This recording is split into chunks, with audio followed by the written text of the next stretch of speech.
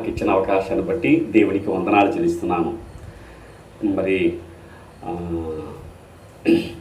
ప్రపంచమంతా కబళిస్తున్నటువంటి కరోనాను చూసి దేశాలు 7 ఖండాలు, ఆసియా ఖండము, ఆస్ట్రేలియా ఖండము, ఉత్తర అమెరికా, దక్షిణ అమెరికా, మరి అన్ని దేశాలే కాకుండా ఖండాలు, ఖండాంతరాలు, దీవులు ఇక్కడ అక్కడ కాదు, ప్రపంచమంతా తాండవం చేసింది. ప్రపంచమంతా పరిడివిడుతూ ఉంది. ప్రపంచంలో కకావికలం అయిపోతున్నటువంటి పరిస్థితులు, ఒక ప్రక్క మరణ భయం, మరొక ప్రక్క చూస్తే ఆ రోగాలు ఏమి ఏ విధమైన విపత్తు సంభవిస్తుందో. నిన్నటి కాలం ముందు చూసినట్లయితే విశాఖపట్నంలో తీవ్రమైనటువంటి గ్యాస్ లీక్ అయిపోయింది. మరణం చెప్పి రావటం లేదు. రేపు ఏమి సంభవిస్తాదో అర్థం కాదు. అంతలో కనిపించి అంతలో మాయమైపోయినటువంటి నీటి బుడగలట, చెప్పి రాదట మరణం. ప్రాణభీతితో చక్రవర్తులు, రాజులు, మహా అధ్యక్షులు, వీళ్ళకి వాళ్ళకి అందరికీ ప్రాణభీతి, మరణ భయం తట్టుకో.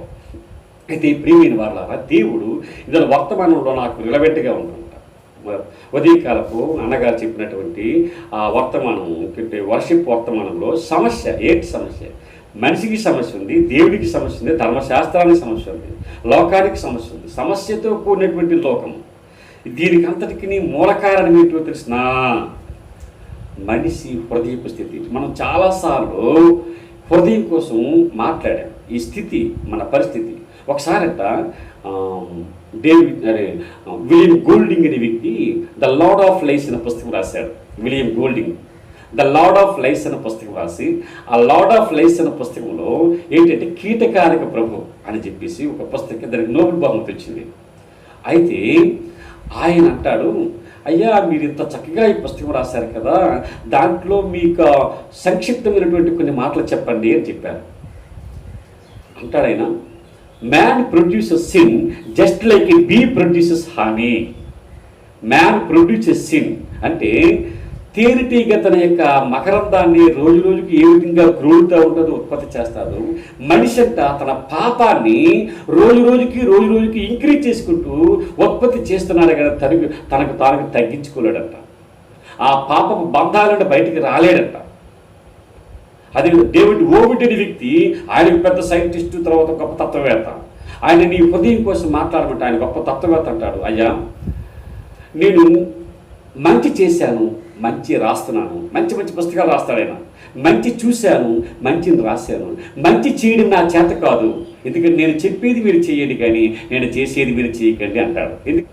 అయితే ఎందుకు చెప్తున్నానంటే హృదయ స్థితి భయంకరంగా. ఒకసారి అదేవిధంగా జాన్ బనియన్ గారు అంటారు, మంచి పుస్తకం యాత్రికుల ప్రయాణం అనే పుస్తకంలో ఆయన మొత్తం టోటల్గా మనిషి శరీరము, మనిషి హృదయము, మనిషి కకాకి టోటల్గా రూయినైపోయాడు, పూర్తి చెడిపోయాడు. చెడిపోయిన హృదయపు స్థితిని ఎవరు మార్చగలరు? అది నా టాపిక్ ఏంటంటే చెడిపోయిన హృదయపు స్థితిని ఎవరు మార్చగలరు. అందుకే దానికి ముందు ఒకసారి హృదయం కోసం యెహెజ్కేలు గ్రంథము 36వ అధ్యాయము వీరు రాసుకోండి. యెహెజ్కేలు గ్రంథము 36వ అధ్యాయము 22 నుండి 32 వచనాలు మనం చదువుకుంటే, నేను మొత్తం చదవటం లేదు, మీరు రాసుకుని మధ్య మధ్యలో చదువుతాను, జాగ్రత్తగా వినండి. 36వ అధ్యాయము 22 నుండి 32 వచనాలు. ఇప్పుడు ఇందులో హృదయం 2 రకాల హృదయాలు కనిపిస్తున్నాయి. ఒకటి నూతన హృదయము, 2 రాతి హృదయం. నూతన హృదయము, రాతి హృదయము. చూడండి 36:26 ఒక మాట చదువుతాను. నూతన హృదయం మీకు ఇచ్చేదను, నూతన స్వభావం మీకు కలుగు చేసేదను, రాతి గుండె మీరు నుండి తీసివేసి మాంసపు గుండెని మీకు ఇచ్చేదను. ఇక్కడ ఏంటంటే ఆయన అంటారు, ఈ చక్కనటువంటి మాటల్లో కొన్ని మాటలు చెప్తాను. 25 నుండి, మీ అపవిత్రత యావత్తు పోవునట్లు నేను మీ మీద శుద్ధ జలము చల్లుదను, మీ విగ్రహములకు వలన మీకు కలిగిన అపవిత్రత అంతయు తీసివేసేదను, నూతన హృదయం మీకు ఇచ్చేదను, నూతన స్వభావం మీకు కలుగు చేసేదను, రాతి గుండె మీలో నుండి తీసివేసి మాంసపు గుండె మీకు ఇచ్చేదను, నా ఆత్మను మీ యందుంచి నా కట్టలను అనుసరించే వారిని గాను నా విధులను గైకునే వారిని గాను మిమ్మల్ని చేసేదను, నేను మీ పితరులకు ఇచ్చిన దేశంలో మీరు నివసించేదను. ఇదంతా ఇశ్రాయేలు చెడిపోయారు. ఇశ్రాయేలు హృదయం చెడిపోయింది, దేవుడికి వ్యతిరేకమైపోయినారు, సరిగినారు, గునిగినారు, తిరుగుబాటు స్వభావంతో దేవునికి వ్యతిరేకమైన జీవితాన్ని జీవించిన వాళ్ళు, భ్రష్టులైపోయారు. లక్షల మంది మరి ఐగుప్తు దేశం నుండి బయటకు వచ్చిన వాళ్ళు వేల మంది, లక్షల మంది చచ్చిపోయినారు. ప్రేమైనటువంటి సహోదరుడా, దేవుని మాట వినపని పరిస్థితి, హృదయం. ఈ హృదయపు స్థితిలో ఒక విషయం ఏంటంటే శరీరం అంట, శరీర ఆరోగ్యము గుండె పనితీరుపై ఆధారపడి ఉంటుంది. గుండె సరైన రీతిని పనిచేసినప్పుడే రక్తం అన్ని అవయవాలకు ప్రసరించి శరీరం ఆరోగ్యంగా ఉంటుంది. గుండెకి మాత్రము చూడండి, శరీరంలో ప్రతి పార్ట్కి దేవుడు రెస్ట్ ఇచ్చారు, కానీ గుండెకి మాత్రం రెస్ట్ ఇవ్వలేదు. ఎందుకు తెలిసిన, గుండెకి రెస్ట్ ఇచ్చారనుకోండి, గుండె ఏమైనా ఆగిందనుకోండి, మనం ఆగిపోతాం లైఫ్. ప్రియమైన వాళ్ళారా, ఇక్కడ చూస్తే ఆత్మీయ రంగంలో దీనిని హృదయం అంటారు. ఆత్మీయ రంగంలో తిరిగి జన్మ అనుభవం లేని హృదయమును రాతి గుండెనియు, తిరిగి జన్మించిన అనుభవం పొందిన హృదయముని మాంసపు గుండెనియు ఇక్కడ యెహెజ్కేలు గారు 2 పేర్లు పెట్టారు గుండెకి. ఏంటి? నూతన గుండె, ఏంటి? నూతన హృదయము, రాతి హృదయం. నూతన హృదయము, రాతి హృదయం ఏంటి? నూతన స్వభావము, రాతి స్వభావము. ఇక్కడ చూస్తే శరీర రీతిగా గుండెని గురించి ఎంత భద్రత మనం తీసుకుంటామో ఈరోజు.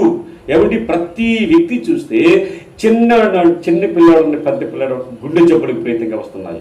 హార్ట్ చక్కగా పనిచేస్తేనే శరీరం అంతా బాగా పనిచేస్తుంది. ఏమైనా హార్ట్కి రెస్ట్ వచ్చిందనుకోండి, మొత్తం క్లోజ్ లైఫ్ అయిపోతుంది. ప్రియమైనటువంటి సహోదరుడా, మానవుని భవిష్యత్తు ఇక్కడ చూస్తుంది. అంటే ఇక్కడ గుండె ఎందుకు అంటే ఈ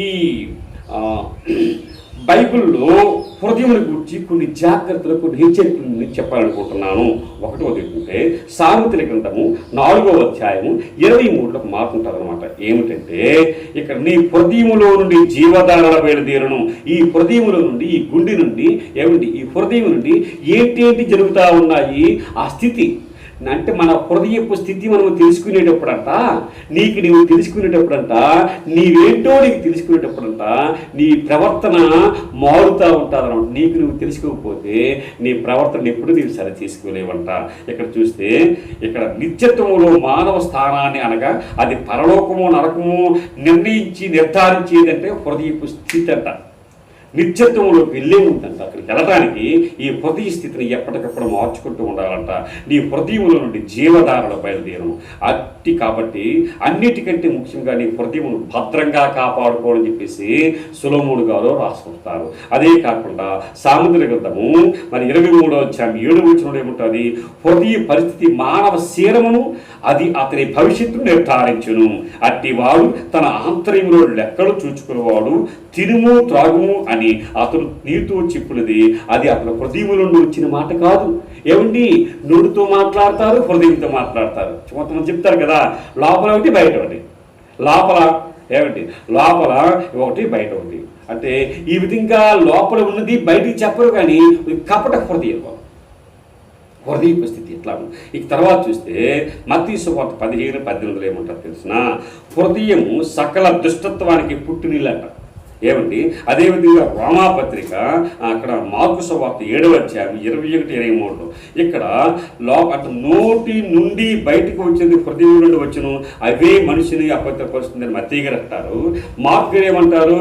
మార్కు సువార్త 7వ అధ్యాయం 21-22 చూస్తే ఇక్కడ మరి లోపల నుండి, అనగా మనుష్య హృదయములో నుండి దురాలోచనలు, జారత్వమును, దొంగతనములను, నరహత్యలను, వ్యభిచారములను, లోభములను, చెడుతనమును, కృత్రిమమును, కామవికారమును, మత్సరమును, దేవదూషణ, అహంభావము, అవివేకము వచ్చిన ఇవన్నీ లోపల నుండి బయటికి వెళ్ళి మనుషుని అపవిత్రపరచును.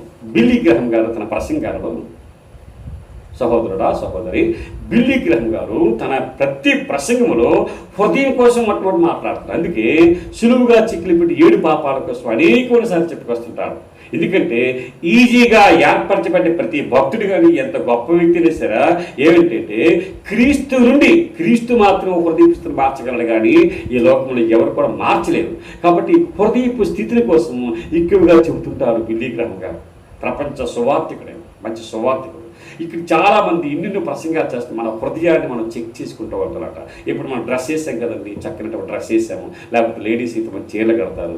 ఆ మొట్టమొదట ఐరన్ చేసిన తర్వాత ఫ్రెష్గా కట్టేటప్పుడు బాగుంటుంది, ఒక రోజు అవుతుంది. నెక్స్ట్ రోజు ఏం చేస్తాము? చెమటకం పని. ఇంక టోటల్గా మారిపోతుంది, స్ట్రక్చర్ మారిపోతుంది. దాన్ని మరలా ఏం చేయాలి? ఉతుక్కోవాలి. ఎప్పటికప్పుడు దేవుని వాక్యపు ఉదకపు స్నానంతో ఉతుక్కోవాలంట, దేవుని వాక్యముతో. కాబట్టి దేవుని వాక్యముతోనూ దేవుని యొక్క దేవుని సహవాసంతో, దేవుని బిడ్డల యొక్క సహవాసంతోనూ ఆ విధంగా మనం ఎప్పటికప్పుడు ఉతుక్కునేటప్పుడంట శుద్ధి చేసుకుంటేనే హృదయ స్థితి ప్రశాంతంగా ఫ్రెష్గా ఉంటుంది అనమాట. అదే కాకుండా చూస్తే ఇంకా లోకాసువార్త 6:45 ఏముంటుంది? హృదయం మన మాట తీరును తెలియచేయను, ఎందుకంటే హృదయం నిండిన దాన్ని బట్టి పెదవులు మాట్లాడుతుంటాయంట. సజ్జనుడు తన హృదయమును మంచి ధననిధిలో నుండి సద్విషయములను బయటకు తెచ్చును, దుర్జనుడు చెడ్డ ధననిధిలో నుండి దుర్విషయములను బయటకు తెచ్చును. హృదయం నిండి దాన్ని బట్టి నోరు మాట్లాడుతుంది. లోపల ఒకటి, బయట ఒకటి, చెప్పేది ఒకటి, చేసేది ఒకటి. ఎందుకు? వాడి స్థితి వేరే. హృదయంలో ఉన్నది ఒకటి దాచుకుంటాడు, బయట కూడా దాచుతుంటాడు. కాబట్టి హృదయ స్థితి అన్నిటికంటే, అందుకే ఇర్మియా గారు చెప్పుకొస్తారు, హృదయానికి 2 జబ్బులు ఉన్నాయంటారు. హృదయానికి 2 జబ్బులు ఉన్నాయి. ఏమిటి? ఒకటి ఘోరమైన వ్యాధి కలది, రెండోది మోసం చేస్తుంది. అంటే హృదయం అంట ఘోరమైన వ్యాధి కలది, హృదయానికి ఘోరమైన వ్యాధి కలది, అది నిన్ను మోసం చేస్తుందంట. రోమాపత్రిక అంటే 10:10 ఏముంటుంది? ఎలయనగా నీతి కలిగినట్లు మనుషుడు హృదయంలో విశ్వసించును, రక్షణ కలిగినట్లు నోటితో ఒప్పుకును. ఇప్పుడు పరలోకం వెళ్ళటానికి జాగ్రత్త చూడండి. మనం పరలోకం వెళ్తామా నరకం వెళ్తామా నిర్ధారించే స్థితి నీ హృదయ స్థితి అంట. నీ హృదయంలో ఏది పెట్టుకుంటావో అదే మాట్లాడతావు. నీ హృదయం నీ హృదయం నిండిన దాన్ని బట్టి పెదవులు మాట్లాడుతుంటాయంట. హృదయంలో పాపం ఉంటే నీ నోటిలో పాపం వస్తుంది. హృదయంలో దేవుని గురించి ప్రేమ ఉందనుకోండి, దేవుని కోసం నువ్వు ప్రేమతో మాట్లాడతావు. కాబట్టి నీ హృదయం నిండే దానిని బట్టి నీ పెదాలు మాట్లాడుతుంటారు. కాబట్టి హృదయం ఏలైనగా నీతి కలిగినట్లు మనిషి హృదయంలో విశ్వాసం ఉంటుంది. మన నీతి కావాలంటే విశ్వాసము, రక్షణ నోటితో ఒప్పుకోవటం అనేది విశ్వాసము, రక్షణ. కాబట్టి రక్షణ సంకల్పం అనేది హృదయ స్థితిలో మనం ఏర్పరచుకునే సంకల్ప భావం. కాబట్టి ఈ విధంగా చూస్తే కీర్తన 16:9 ఏముంటుంది? అందువలన హృదయ స్థితి ఆనంద సంతోషాలకు మూల కారణం అంటారు. నీ హృదయ స్థితిని ఎప్పటికప్పుడు మార్చుకుంటూ ఉండాలి. అందువలన నా హృదయం సంతోషించుచున్నది, నా ఆత్మ ప్రహర్షించుచున్నది, నా శరీరం కూడా సురక్షితంగా ఉన్నదని చెప్పేసి కీర్తనాకారుడు అంటాడు. నా హృదయము ప్రహర్షించున్నది. ఎందుకంటే ఆయన కీర్తనాకారుడు తన హృదయాన్ని ఎప్పటికప్పుడు ప్రతిబింబములో మన నీడను చూసి ఈ విధంగా ఒకసారి ఏమైందంటే, ఒక తండ్రి అంట పెద్ద అద్దం చూస్తున్నాడంట.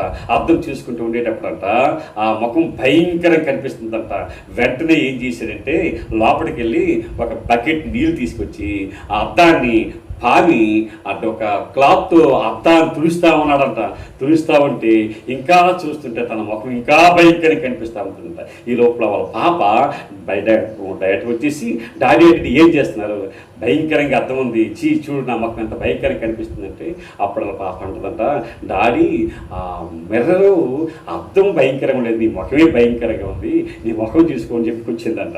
అంటే ఇక్కడ మన ముఖము మన హృదయం కూడా భయంకరమైన కంపు ఉంటేనే నీ ప్రవర్తన అంతా అలాగే ఉంటుంది. హృదయం నిండిన దాన్ని బట్టి నీ ప్రవర్తన శీలము సత్శీలం అంతా అలాగే ఉంటుంది అనమాట. అందుకే నా హృదయము సంతోషించున్నది, ప్రహర్షించున్నది, నేను నా శరీరము నా హృదయాన్ని క్షేమంగా సురక్షితంగా ఉంచుకున్నాను చెప్పి కీర్తనకారుడు ఉంటాడు. ఇంకా తర్వాత కీర్తన 28:7 చూస్తే హృదయ పరిస్థితికి ఒక నిరీక్షణ ఆధారం అంట. ఏంటంటే యెహోవా నా ఆశ్రయము, నా కేడుము, నా హృదయము ఆయన యందు నమ్మిక ఉంచెను కనుక నాకు సహాయం కలిగను. అంటే నమ్మకం అనేది హృదయంలోనే పుడుతుంది. నీ హృదయంలో నమ్మకం లేకపోతే, ఎందుకంటే హృదయంలో ఎప్పుడైతే హృదయమును విశ్వసించావో, నోటితో ఒప్పుకున్నావో రక్షణ కార్యం జరిగింది. ఈ రక్షణ కార్యం కొనసాగాలంటే నీ హృదయ స్థితి ఎప్పటికప్పుడు ప్రభువుకు దగ్గరగా ఉండాలంట. ఎప్పుడైతే దగ్గరగా ఉంటుందో కీర్తన అందుకే యెహోవా నా ఆశ్రయము, నా కేడము, నా హృదయాన్ని నేను కాపాడుకుంటూ ఆయన ఎందుకు నమ్మిక ఇచ్చున్నాను కాబట్టి ఆయన నాకు సహాయము. అందుకే కీర్తనతో నేను ఆయనను స్తుతించుచున్నాను, ప్రహర్షించుచున్నాను అంటారు అనమాట. అంటే మనకు సంపూర్ణమైన ఆనందం, ఇంకా మరొక విషయం ఏంటంటే ఇర్మియా గ్రంథం 17:16 ఏముంటుంది, నా హృదయములో ఏమిటి తర్వాత ఆయన మాటలు నా హృదయంలో ఎప్పుడైతే పనిచేస్తున్నాయో నా హృదయానికి సంతోషము, నా హృదయానికి నెమ్మది సంతోషము కలుగుతుంది. కావలసినంత సంతోషము హృదయ స్థితి ఎప్పటికప్పుడు పొరుగు సముఖంలో కుమ్మరించుకొని మనము శుద్ధి చేసుకునేటప్పుడు అంట అది నెమ్మదిగా ఉంటుంది. లేకపోతే హృదయం అంట రణరంగం అంట, భయంకర రణరంగం. పీస్ ఆఫ్ మైండ్ చాలామంది చచ్చిపోవడానికి ఆత్మహత్య చేసుకోవడానికి కారణాలు ఏంటంటే వాళ్ళు అండర్స్ట్లోకి వెళ్ళిపోతున్నారు, పిచ్చి పిచ్చిగా ఆలోచిస్తున్నారు, హృదయ స్థితి కరెక్ట్గా ఉండదు. అందుకే ఈ దెయ్యాల లోపలికి వెళ్ళిపోయి పిచ్చి పిచ్చిగా కకావికలం చేసి హత్యలు ఆత్మహత్యలు ఎన్నో రకాలుగా. అందుకే మార్కు సువార్త 7వ అధ్యాయము హృదయ స్థితి భయంకరంగా ఉంది. ఇదే కింద చూసుకున్నట్లయితే ఇప్పుడు నేను చెప్తున్నాను ఏమండి, ఇప్పుడు మనం హృదయ స్థితి చెప్పారు కదా. ఇదే కాకుండా ఇక్కడ విషయం ఏంటంటే రాతి గుండె మాంసపు గుండె కోసము కొద్ది నిమిషాలు మాట్లాడాలనిపిస్తా ఉంది. జాగ్రత్త చూడండి. ఇప్పుడు రాతి గుండె యొక్క లక్షణాలు, రాతి గుండె యొక్క లక్షణాలు. ఇప్పుడు యాక్చువల్గా హృదయం ఇది. హృదయం ఏస్కిల్ గారు ఏమన్నారు తెలుసండి, 1 నూతన గుండె, 2 రాతి గుండె.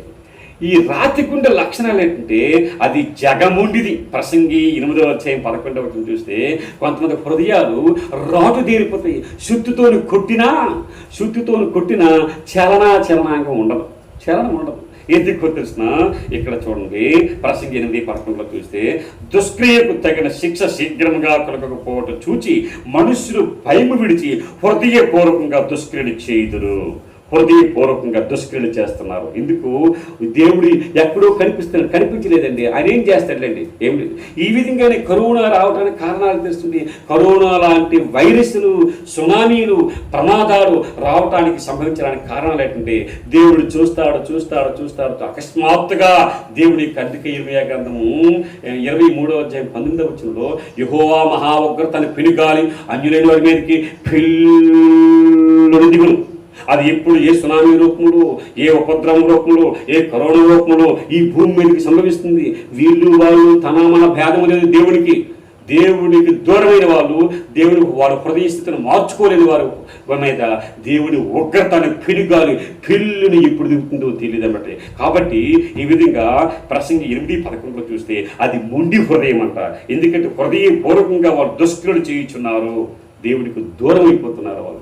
ఇది దేవుడి భయము లేదు, భక్తి లేదు, వాక్యం చదవరు, ప్రార్థన చేయరు, ఆరాధనకి రారు, దేవుడికి ఎవరు, హృదయం కఠినమైపోయింది. ఇప్పుడు చెప్పింది ఏంటి తెలుసునండి, రాతి గుండె కోసం చెప్తున్నాను. ఒకటోది. రెండవది ఏంటంటే రాతి గుండె మరొక లక్షణం ఏంటంటే ప్రసంగి 9:3 చూడండి, అది వెర్రితనము గలది. 1 అది మొండిది, 2 అది వెర్రితనము గలది. మరియు నరుడు హృదయము చెడుతనముతో నిండినది, వారు బ్రతుకు కాలమంతయు వారు హృదయమందు వెర్రితనముండును, తరువాత వారు మృతుల యొద్దకు పోవుదురు. ఇది దుఃఖకరమే కదా. అబ్బా, ప్రసంగి సొలొమోను గారు చెప్పుకొస్తున్నారు. ఏమిటి దుఃఖకరం అంటే ఈ లోకంలో ఎంజాయ్, నా ప్రాణమా తినుము త్రాగుము సుఖించు, ఎంజాయ్ చేయి, లెట్ us ఎంజాయ్, హ్యాపీగా ఉండు. కానీ చివరికి చచ్చిపోయేటప్పుడు కూడా ఎక్కడికి వెళ్తున్నావు? నరకానికి వెళ్తున్నావు. హృదయంలో చెడుతనం ఉందంట ప్రసంగి. విద్యార్థి మొదటిది అది మొండి హృదయం అంట, రాతి గుండె మొండి గుండె అంట. 2వది వెర్రితనం హృదయం అంట. 3వది ఇర్మియా గ్రంథం 17:9 ఏముంది, అన్నింటినీ మోసము చేస్తుంది, అన్నిటికంటే మోసకరమైనది హృదయం, అన్నిటికంటే మోసకరమైనది, అది ఘోరమైన వ్యాధి కలది, దానిని ఎవడ గ్రహింపగలడు? సహోదరుడా, మోసము చేస్తుంది నిన్ను. నీవు ఎట్లా అనుకుంటే ఒకని ఎదుట సరైన మార్గం కలదు, తొదకు అది మరణమునికి త్రోవ తీయను. సామెతల గ్రంథం 16వ అధ్యాయంలో ఉంటుంది అనమాట. ఒకని ఎదుట సరైన మార్గము కలదు, తొదకు అది మరణమునికి త్రోవ తీయను. అంటే నేను చేసింది మంచిది అనుకుంటావు, నేను చేసింది చాలా మంచిది, నో ప్రాబ్లము, నేను అనుకున్నది కరెక్ట్ అనుకుంటాను. కానీ ఒకటి ఎదుటి సరైన మార్గం కలదు, తొదకు అది మరణమునికి త్రోవ తీయను. ఎందుకు? మోసం చేస్తుంది నిన్ను, నీ హృదయము మోసం చేస్తుంది. నేను చేసినది చాలా మంచి పని అనుకుంటాను, కానీ అది కాదు. దేవుని వాక్యం చెబుతుందండి ఈ విధంగా. మార్కు సువార్త 7 మరక్షరం ఏంటంటే మొట్టమొదటిది మొండి హృదయం అంట, రాతి గుండె మొండి గుండె అంట. అది వెరితనంతో మోసం చేస్తుంది. అది సమస్త దుష్టత్వానికి పుట్టినిల్లు అంట. ఇంత చెప్పుకున్నాం కదండి, మార్కు సువార్త 7వ అధ్యాయము 21 మత్తయి సువార్త చెప్పుకున్నాం కదా. లోపల నుండి హృదయము లోపల నుండి బయటకు వస్తుంది.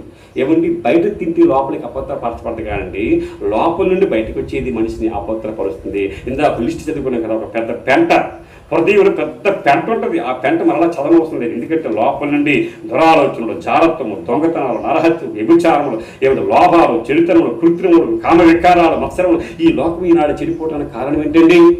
భయంకరంగా పిచ్చిగా జీవిస్తూ ఉన్నారు. ఎందుకంటే వాళ్ళ హృదయ స్థితి కరెక్ట్గా లేదు.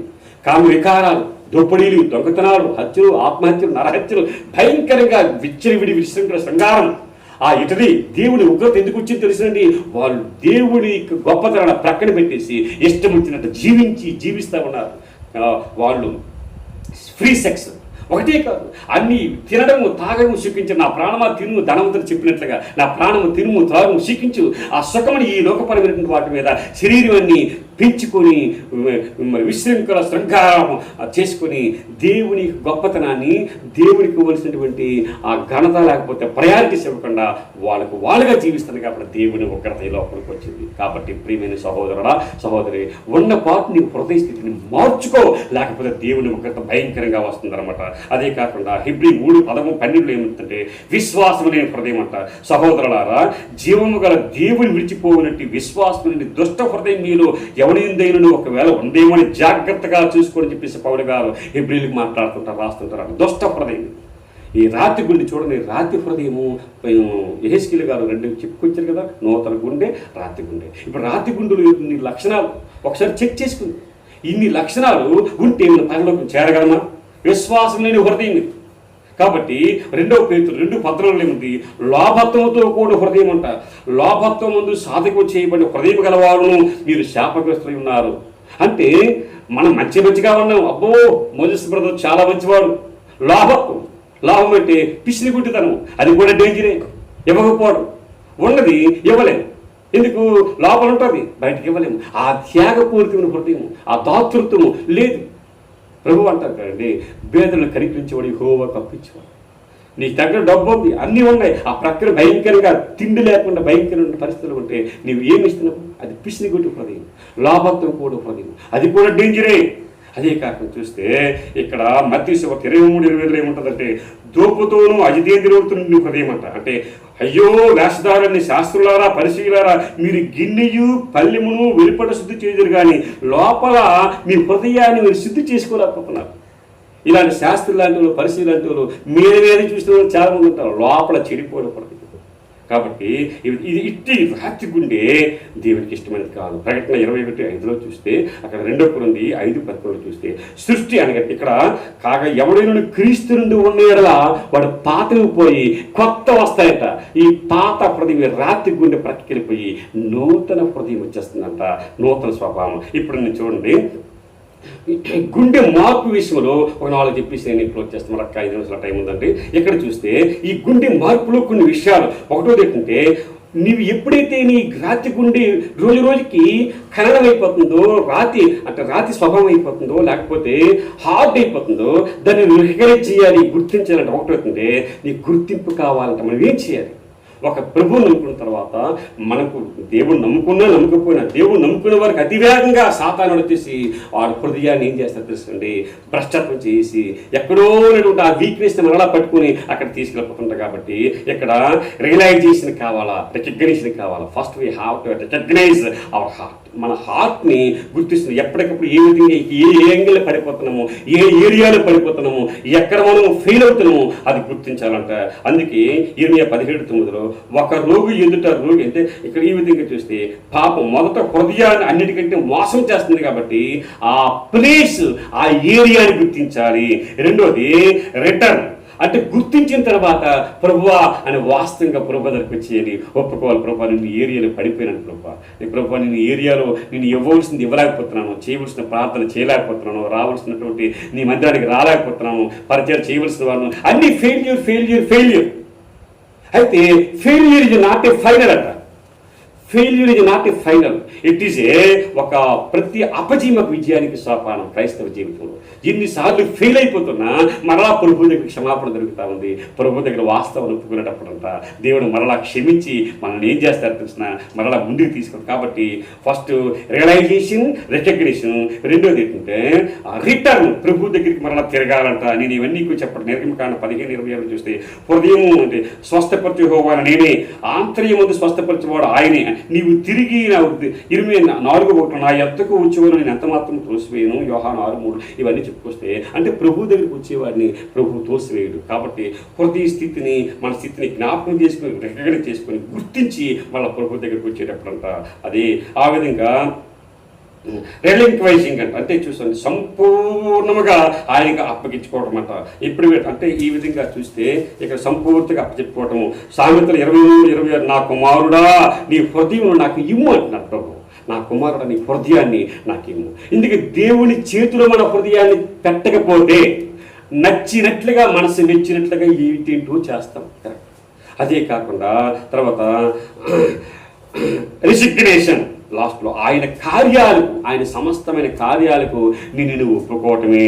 ఎక్కడ చూడండి యోహాను సువార్త 15:2 చూస్తే నాలో ఫలింపని ప్రతి తీగను ఆయన తీసి పారవేయను, ఫలించి ప్రతి తీగ మరి ఎక్కువగా ఫలింపాలని దానిలో పనికిరాని తీగలను తీసివేస్తారు. ప్రభువుకి ఎప్పుడైతే ఒప్పుకుంటామో తోటవారు ఏం చేస్తుంటారు, తోటలో ఆయనకి పిచ్చిగా గుబుర్లుగా ఉంటున్నటువంటి ఆ చెట్లు లేకపోతే ఆ క్రోటన్ మొక్కల్ని పెద్ద కత్తులతో ప్రూనింగ్ చేస్తాడు, కటింగ్ చేస్తాడు, లెవెల్ చేస్తాడు. లెవెల్ చేసిన తర్వాత అప్పుడు చాలా భలే ఉంటుంది. అయ్యో అనవసరంగా కట్ చేస్తారు అనుకుంటారు చాలామంది. కానీ ఆ తోటమాలికి తెలుసు అది ఏ లెవెల్లో ఉండాలో. మనం ఎప్పుడైతే ప్రభువుకి మన హృదయాన్ని మన జీవితాన్ని సబ్మిట్ చేసుకుంటామో మనం లెవెల్ చేస్తాడు, గుణపరుస్తాడు. హోషేయ గ్రంథం 14వ అధ్యాయం అంత ఇంటికి చదవండి. హోషేయ గ్రంథం 14వ అధ్యాయంలో మనం గుణపరుస్తాడు, మరి బాగు చేస్తాడు, స్వస్థపరుస్తాడు, ఫలింప చేస్తాడు, ఫలాలు అనిపిస్తాడంట. ఈ విధంగా చేస్తాడంట. తర్వాత చూస్తే ఉత్తర్వులు పాటించటము దేవుని దగ్గర. ఈ విధంగా చూస్తే వైద్యుడు శస్త్రచికిత్స చేసినప్పుడు అంట గాయాలు ఈ విధంగా వైద్యుడి దగ్గరికి వెళ్తాము. హార్ట్ ఆపరేషన్ అయింది అనుకోండి, డాక్టర్ ఏం చేస్తాడు, ఆపరేషన్కి ఉత్తర్వులు కొన్ని ఇస్తాడు. ఉత్తర్వులు అంటే కొన్ని సూచనలు ఇస్తాడు. బాబు ఈ విధంగా ఉండి, ఈ విధంగా నీ మేజర్ ఆపరేషన్ జరిగింది కాబట్టి చచ్చిపోతావు, చాలా జాగ్రత్తగా ఉండు. బాగుండేటప్పటికంటే ఇంకా నీకు జాగ్రత్తలు అవసరం అని చెప్పిన తర్వాత మెడిసిన్ ఇస్తాడు. ఆ మెడిసిన్ రైట్ టైంలో పెట్టకపోతే చచ్చిపోతావు. ఈ విధంగానే ఈ అసలు ఆంతరంగిక ఆపరేషన్ చేసినటువంటి యేసు ప్రభు దగ్గరికి హృదయాన్ని సబ్మిట్ చేసినట్ట ఆయన లెవెల్ పరుస్తాడు, గుణపరుస్తాడు. లైట్ చేసినప్పుడంట మనము దేవునికి ప్రీతికరంగా ఉంటాడు. కీర్తన గ్రంథం 119:11 ఇక్కడ మాకు నీ ఎదుటి నేను పాపము చేయకూడనట్లు నా హృదయంలో నీ వాక్యమును ఉంచుకుని నాను అంటాడనమాట. మత్తయి సువార్త 12:25 ఏమంటారు 45 ఆ మనుష్యుని కపట స్థితి మొదట స్థితి కంటే, ఎందుకంటే దేవునికి ఎప్పుడైతే నీ హృదయాన్ని మొదటనే ఉన్నటువంటి నీలో ఉన్నటువంటి దెయ్యం పోయి మనకి 7 దెయ్యాలు తీసుకొచ్చి జాగ్రత్తగా అక్కడ ఆ లోపల ఉండి కాపురం చేస్తాయంట. హృదయంలో ఒక పాపం పోతే 100 పాపాలు వస్తాయంట.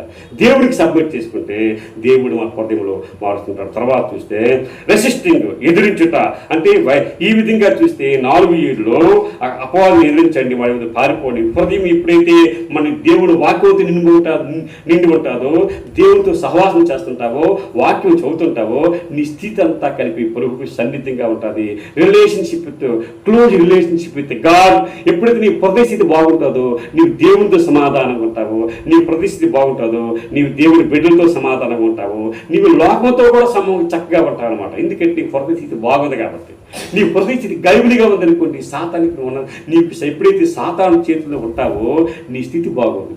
పిచ్చి ఆలోచన, పిచ్చిగా జీవిస్తావు, ఏం చేస్తావో నీకు తెలియదు. ఈ విధంగా చూస్తే అందుకే హృదయాన్ని ఎప్పటికప్పుడు అందుకే రీకమిట్మెంట్ పదే పరీక్షించుకోవడం అంట.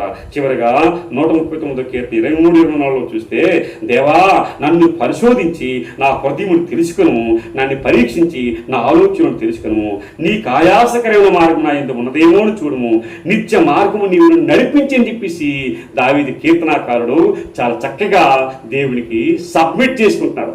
రీకమిట్మెంట్, రికగ్నేషన్, రీకమిట్మెంట్, రిటర్న్. ఈ విధంగా చూస్తే మనం మరలా ప్రభుకి చెప్పుకోవాలన్నమాట. ఇప్పుడు మాంసపు గుండె అయిపోయింది, మాంసపు గుండె ఇప్పుడు రాత్రి గుండె చెప్పేసి ప్రతిష్ఠ చెప్పుకొచ్చాము. మాంసపు గుండె ఎలా ఉంటుంది అండి? 2 చూస్తే వారికి వారి సంతానానికి నిత్యము క్షేమం కలిగినట్లు వారు నా యందు భయభక్తులు కలిగి నా ఆజ్ఞలన్నింటినీ అనుసరించి మనసును వారికి నీ ఇస్తున్నానంట. ఎప్పుడైతే ఆ గుండె ఉంటుందో దేవుడు ఆ గుండె గదులను తట్టిన తర్వాత దేవుడు ఆ హృదయ స్థితిని చూసిన తర్వాత వాళ్ళు అడక్కపోయినా అన్ని సమకూర్చేస్తుంటారు. అన్నీ సమకూరుస్తాడు.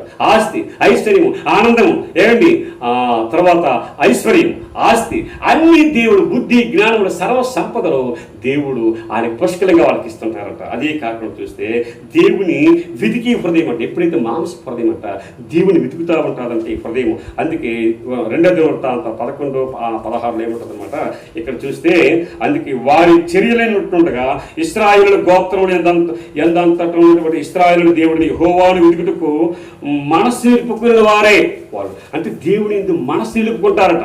ఈ హృదయం అంటే దేవుని వెతికే హృదయం ఉంటుంది, మనసు నిలుపుకునే హృదయం అంట, దేవునికి నమ్మకం కలిగిన మనసు అంట. నెహెమ్యా 9:8 అతడు నమ్మకమైన మనసు గలవాడుని ఎరిగి అతనితో నిబంధన చేసిన వాడు నీవేనా అక్కడ. అంటే దేవుని ఎరిగే హృదయము, దేవుని మనసు కలిగే హృదయం అంట, దేవునికి నిబ్బరం కలిగినటువంటి హృదయం అంట. కీర్తన 57:7 నా హృదయం నిబ్బరంగా ఉన్నది, దేవా నా హృదయం నిబ్బరంగా ఉన్నది. ఎందుకంటే దేవుడు చాలా మంది హృదయాన్ని ఎప్పటికప్పుడు చెక్ చేసుకోకుండా భ్రష్టులైపోయి వాక్యం చదవకుండా ప్రార్థన చేయకుండా సాతాను హృదయాన్ని దొంగలించేసి అనేక మంది ఏర్పరచబడిన వారు భ్రష్టులైపోయారు, దేవునికి దూరం అయిపోయినారు ప్రియులారా. సరే, ఇప్పుడు నేను ఓపికతో ఫలించి హృదయం చివరిగా చూసి నేను క్లోజ్ చేస్తున్నానండి. లోకాత్ 8:15 చూస్తే మంచి నేలయందు విత్తినటువంటి వారెవరనగా యోగ్యమైన మంచి మనసుతో వాక్యం విని దాన్ని అవలంబించి ఓపికతో ఫలించేవారంట. అంటే ఎవరు ఫలిస్తారు చివరిగా? మంచిగా ఓపికతో దేవుడు వాక్యం విని మెడిటేషన్ చేసి దేవుని వాక్యం ఎప్పటికప్పుడు. అందుకే వారు నీటి యుద్ధ నాటబడిన వారై ఆకువాడగా తన కాలముందు ఫలం ఇచ్చు ఫలించి చెట్టు వరే ఉంటారంట వాళ్ళు. ఆ విధంగా చూస్తే చివరిగా చూస్తే ఇక్కడ ప్రాచీన స్వభావము నూతన స్వభావము చాలా భయంకరం. ఈ ప్రాచీన స్వభావం ఉందే డ్రామా 6:6 ఏముందండి, పాపాన్ని ప్రేమిస్తుంది. నూతన స్వభావం ఏంటి? 97:10 పాపాన్ని ద్వేషిస్తుంది. గుర్తుంచుకోండి, ప్రాచీన స్వభావము పాపాన్ని ప్రేమిస్తుంది, నూతన స్వభావము పాపాన్ని ద్వేషిస్తుంది. చూడండి 97:10 చూస్తే చెడుతనమును అసహించుకునే స్వభావం అంటే ఏది? నూతన స్వభావం. అది ప్రాచీన స్వభావం యొక్క రెండో మాట ఏంటంటే మోసకరమైన దురాశ వలన చెందింది. ఎఫెసీ 4:22 మోసకరమైన దురాశల వలన ఇది. అదే కాకుండా నూతన స్వభావము దేవుని గూర్చిన ధ్యానం కలది. 104:34 కీర్తనలు 104:34 దేవుని గూర్చిన ధ్యానం కలది, దేవుని గూర్చిన ఆలోచన కలది. అదే కాకుండా ప్రాచీన స్వభావంలో అబద్ధాలను ప్రేమించేది. కొలస్సీ 3:9 అబద్ధాలను ప్రేమిస్తాము. తర్వాత అన్యాయాలు, అబద్ధాలు. అదేవిధంగా నూతన స్వభావంలో సత్యదేవుని ఎరుగు స్వభావం. యోహాను 17:3 చూస్తే సత్యదేవా. ఎందుకంటే ఈ నూతన స్వభావము దేవుని గురించి ఆలోచన చేస్తూ ఉంటుంది అనమాట. అదేవిధంగా ప్రాచీన స్వభావం అంట అన్యజనుల ఇష్టాలను అంటే ఎక్కువగా నెరవేరుస్తుంటుంది. అన్యజనుల ఇష్టాలను నెరవేరుస్తుంటుందంట. నూతన స్వభావము దైవ చిత్తాన్ని నెరవేరుస్తుందంట. ఇక్కడ 1 Peter 4:3 ప్రాచీన స్వభావం అన్యజనుల ఇష్టము, నూతన స్వభావము ఏమండి దేవుని యొక్క దైవ చిత్తాన్ని. కీర్తన 48 కీర్తనలు 1-2 కీర్తన ఆయన చేయనిదంతా సఫలము. ఎందుకంటే దేవుని చిత్తాన్ని నెరవేర్చే హృదయం అంట నూతన స్వభావం. ఇక్కడ అన్యజనుల ఇష్టము. లాస్ట్లో 2 Peter 1:4 దురాశలతో నిన్న భ్రష్ట స్వభావము ప్రాచీన స్వభావం అంటే. ఇది కాకుండా 1 తిమోతి 6:10 దురాశలను విసర్జించే హృదయం అంట. ఇక తర్వాత వ్యర్థవాదాలు అవివేక స్వభావము గలది. రోమాపత్రిక 1:21 చూస్తే ఇక్కడ దేవుని స్తుతించే స్వభావం అంట. కీర్తన 146:2 చూస్తే ఈ విధంగా అండి. ఇక రోమాపత్రిక 12:2 క్లోజ్ చేస్తున్నాము. లోక మర్యాదను అనుసరించే హృదయం ప్రాచీన స్వభావం అంట. ఇక్కడ దైవ స్వభావం, దైవ చిత్తం ఎరిగి అనుసరించే స్వభావం. రోమాపత్రిక 12:2 ఈ లోక మర్యాదను అనుసరించే హృదయము ఇది. ఇక్కడ దైవ చిత్తాన్ని అనుసరించే హృదయం ఇది గుర్తించుకోండి. ఇప్పుడు నేనేం చెప్పాను? ఒకటోది ఏంటంటే నూతన హృదయము, రాతి హృదయము, నూతన స్వభావము, రాతి స్వభావము. తర్వాత ఈ రాతి స్వభావం యొక్క లక్షణాలు ఎలా ఉంటాయి? దేవుని యొక్క మన బ్రతుకు, మన హృదయం దేవుని చేతిలో పెట్టకపోతే ఎలాంటి జీవితం ఉంటుంది, ఎలాంటి భ్రష్టత్వం ఉంటుంది మనం చెప్పుకున్నాము. ప్రియమైనటువంటి సహోదరుల సహోదరి, జ్ఞాపకం చేసుకోండి, దేవుడు మనల్ని ఇష్టపడుతున్నాడు. దేవుడు మన జీవితంలో బాగు చేయడానికి ఇష్టపడుతున్నాడు. ఎందుకంటే చెడిపోయిన వారు, దేవునికి వ్యతిరేకమైన వారు అందరూ భ్రష్టులు అయిపోయినారు. అనేక మంది పిలువబడ్డారు, కానీ కొన్ని కుటుంబాలు మాత్రమే వాగ్దాన దేశానికి వెళ్ళాయి. ప్రియమైన వారులారా, మనలో కూడా వేల మంది మన స్నేహితులు చాలా మంది వచ్చారు, మధ్యలో వెళ్ళిపోతున్నారు. ఎప్పటికప్పుడు మన హృదయాన్ని చెక్ చేసుకొని పరీక్షించుకొని, ప్రభువా నేను చెడిపోయినా, నేను వాక్యం చదవటంలో, ప్రార్థన చేయటంలో, సాక్ష్యం చెప్పటంలో, ఇవ్వటంలో, నా తండ్రి మీ పరిచయంలో అన్ని విషయంలో ఫెయిల్ అయిపోయినాను. నా హృదయాన్ని ఒకసారి నా నోటితో అబద్ధాలు, అన్యాయం ఇవన్నీ వస్తున్నాయి, వీటన్నిటినీ సరిచేయండి ప్రభు అని చెప్పేసి ప్రభు దగ్గర వాస్తవంగా ఒప్పుకుందాం. దేవుడి వాక్యాన్ని మనలో వెనుకట్లో దీవించును గాక. ఆమేన్.